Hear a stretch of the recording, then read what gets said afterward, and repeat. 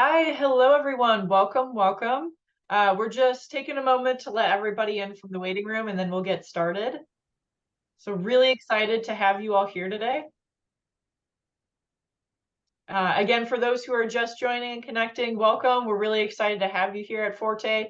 We're just waiting a moment for more people to enter from the wait room.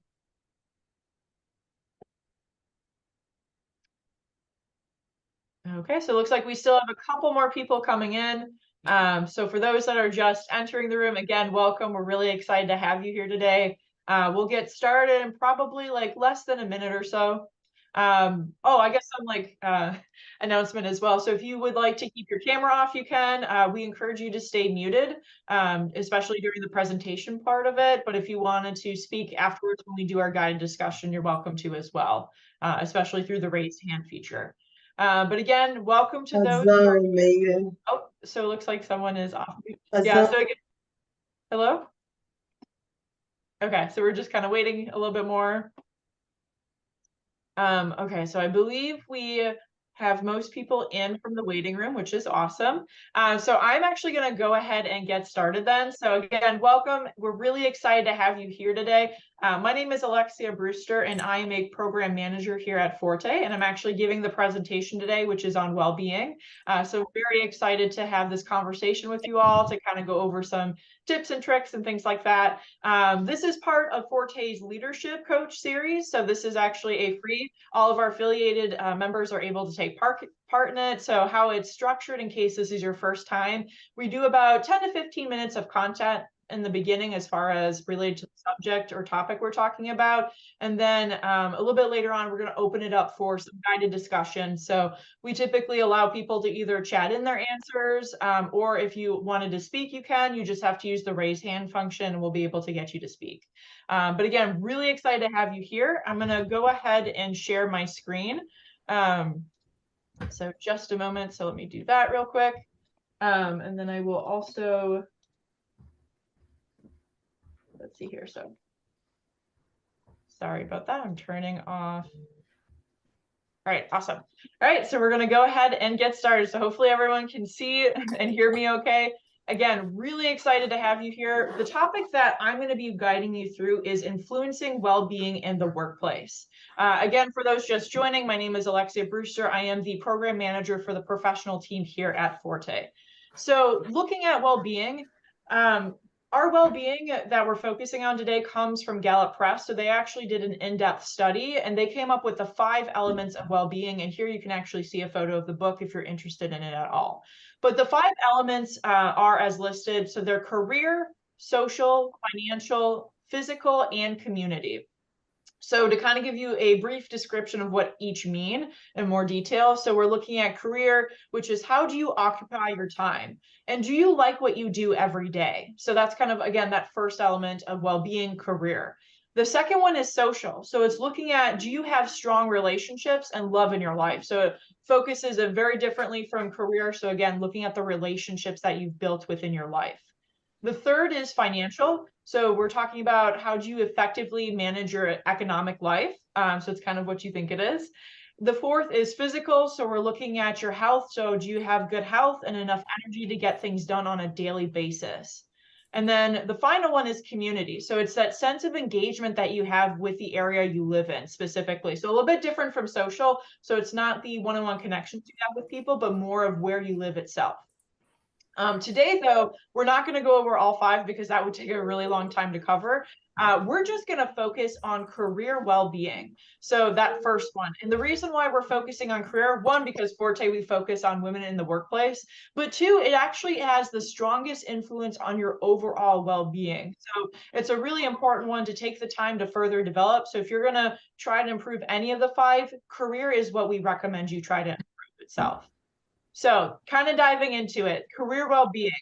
A quote from the book is that people with high career well-being are more than twice as likely to be thriving in their lives overall. So again, that kind of ties back to what I mentioned before.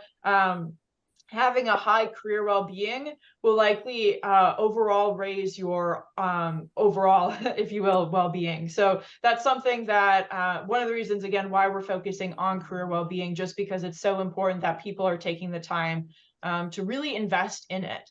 And today we're actually focusing on two sides of well-being and how you can make a change and impact it positively. So the first one is others. As a leader, the way that you interact with your team impacts their career well-being. So it's really important that you're taking the time to make positive actions, if you will, or positive decisions, behaviors, words in order to positively influence your team so that everyone collectively can have, in theory, a positive well-being, career well-being. And then the second one is, how do we choose to act for ourselves? So it's really important to think about what you have control over for your own career well-being, and then making those positive decisions and acting and behaviors in order to positively impact your own career well-being. So we're going to focus on both of these. So there are some tips and tricks depending on if you're a leader trying to influence others, or if you're just trying to impact your own career well-being yourself. So we're going to first talk about leaders. So what do leaders need to do? And then we have three different areas that they're able to positively influence career well-being. The first is recognize presence. And I'm actually going to talk about the stats here and read them out because I think they're really impactful for understanding why you need to do these steps. So again, a leader needs to recognize presence. And the reason being is employees who are ignored by management are 40% likely to be disengaged. Receiving attention, even negative attention, drops that number down to 22% of disengagement. We're not saying give your employees negative attention. The goal here is to give them positive attention, but it's really important that as a leader, whether you're a manager, a leader within a department or a team, or if you're just leading a project so you don't have direct supervisees, recognizing presence is so vital to make sure people feel engaged with the project or whatever it is that you are working on as a group together. So an example I like to give is in a previous role that I had, the director of our department, something he did every day was walk by each individual's office and say hello and good morning. So that was how he chose to recognize presence in a way that wasn't necessarily related to the work itself we were doing, but it helped us feel a little bit more engaged and connected as a community to get our work done. So that's one example of like a non work-related reason to recognize presence, but you can do something that's more work-related. Like, for example, if a teammate is really doing a great job on a specific project, you can choose to either privately or publicly praise them, just depending on what their preference is for that. But again, leaders need to recognize presence in order to positively influence career well-being.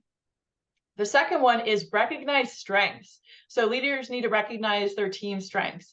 The stat here is giving employees opportunities to use their strengths at work increases their engagement 6 times than others whose strengths are not being utilized. This is so vital. If you're going to do any of the three, I recommend definitely focus on this one, just because employees, and I think in general, people know this, when you do something and you really enjoy it, you're going to be more engaged in the work you do versus being given tasks or directives that really don't let you utilize your top strengths. So that's something to think about for sure, is making sure as a leader, you see your employees, you see what they're good at, and then try to give them more opportunities to shine like that.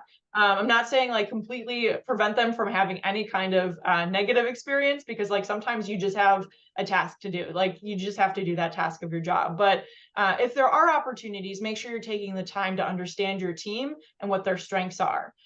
For those that might be like first-time managers, it might be a good idea to sit down and talk with them, especially if you're in a new role and you don't know what their strengths are. So have a conversation with them to say like, hey, this is what's coming up from above. Is there a certain project aspect that you're interested in taking charge of? So you can have those conversations with them to recognize their strengths. And then the third thing that leaders need to do is recognize time. So a study done by Gallup said that spending time with a manager is rated highest for people we don't like to spend time with. And it was 2 to 4 times higher than with friends. So to kind of put that in context, the study looked at specifically the other categories being, so it's friends, managers, coworkers, parents, children, spouse, and alone. So just really doing the top people that we interact with day to day in our lives. And managers were rated highest for people we don't like to spend time with. So that's something that you should note. as you're approaching your relationship with your team. I'm not saying that in general, people are going to be like, oh, I just don't want to spend any time with you. But I'm just saying, be aware that culturally, because the study was done in the United States, people are a little bit apprehensive as far as getting to know their manager. So it's kind of up to you to create a space where they feel comfortable being themselves and really bringing their best selves to work. So recognize that time, that the time that you're spending with them is precious, and do it in a positive way to impact their career well-being. So again, just to summarize, these are the three: recognize presence, strengths, and time as far as a leader, how you can positively influence others' career well-being. So we talked about leaders. Now let's talk about you, yourself. How can you influence your own career well-being? There are some things that can feel out of your control, but there are things that you can do personally, even today, to positively influence or increase your career well-being. The first is strength. So it's actually similar to what the leaders can do for yourself. Make sure you can identify your strengths and then advocate for yourself to find opportunities where you can use these strengths. So this can be a conversation with a manager, a project lead, and just letting them know like, hey, I really love doing XYZ. Can I take over this task? Or even before the project starts, letting them know this is something I would really enjoy doing and I think I could do a really good job at. And so that's something that you should definitely focus on, making sure you're getting those opportunities to utilize your strengths the best way possible. The other thing to note is growth. I recommend with growth, so like putting yourselves in situations that challenges you, but also find an accountability partner with that to make sure that you're actually being able to do this. So find someone within the organization. It can be your team, it can be outside your team, who has the same mission as you or believes in the same mission for the company. And then from there, you can challenge each other and push each other to do better so that you can grow as an individual within the company. So obviously that can look very different depending on what kind of roles you're in, but just make sure you're always looking for that next level of continuous growth. So we think of like workplace professional development. So what can you do to better yourselves so you can do a better job in your work, or also like advance your career, which will increase your career well-being overall. So again, that's the second thing you can do to influence yourself. The third is community. So find people within the work community that you want to spend time with. For most, it can be like your team itself. That might be a great bonding opportunity to do better work as a group. But if it's something where you just need a break from the project you're doing, from talking about work, I recommend finding a different team or department to hang out with, just so you don't have to think about your job, but you can take that 10 minutes of community time, get energized, re-energized to be able to do your job better. So one example for myself I give is whenever I feel stressed out, maybe it's like 3 p.m, I just need like a 15-minute break to not think about anything I was doing with my team, because we were going through challenges or things like that. There was a specific department I would always go to because they made me laugh. They had games within their office and they had candy. So it was just a great way to just like build community and bond with other people that necessarily weren't doing the same thing as me, but together as an organization, as a whole, we were furthering our company's mission. So that's something you can definitely think about, is finding different individuals to build that community. But again, these are the 3 different things you can do to influence your own sense of career well-being. All right, so now we are in the discussion portion of the presentation. So again, I went over as far as like some tricks that you can do as leaders to influence your team's career well-being. I did some tricks for influencing yourself.